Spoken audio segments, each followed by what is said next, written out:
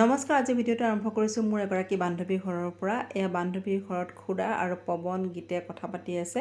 আজি যিহেতুকে ঈদ আৰু ঈদৰ কাৰণে মই তাইৰ ঘৰলৈ আহিছোঁ। আমি দুজনে এয়া সোমাই গ'লোঁ পাকঘৰত। এয়া তাই বনাইছে দহি বৰা। তাই বৰ ধুনীয়াকৈ দহি বৰা বনায় আৰু এই সকলোখিনি নাস্তা তাই আচলতে ঘৰতেই বনাইছে। এয়া এতিয়া বনাই আছোঁ পনীৰ।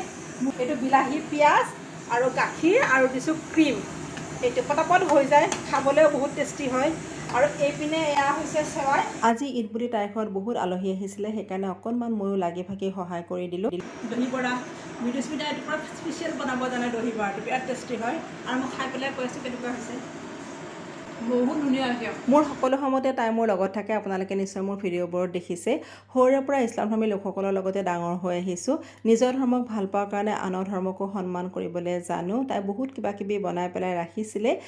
মোৰ ভিডিঅ'টো এইটোতে হয়তো এদিন পলম হ'ব পাৰে। সকলোৰে ঈদ ভালে ভালে গ'ল নিশ্চয়। আজিলৈ আহোঁ, বাই বাই।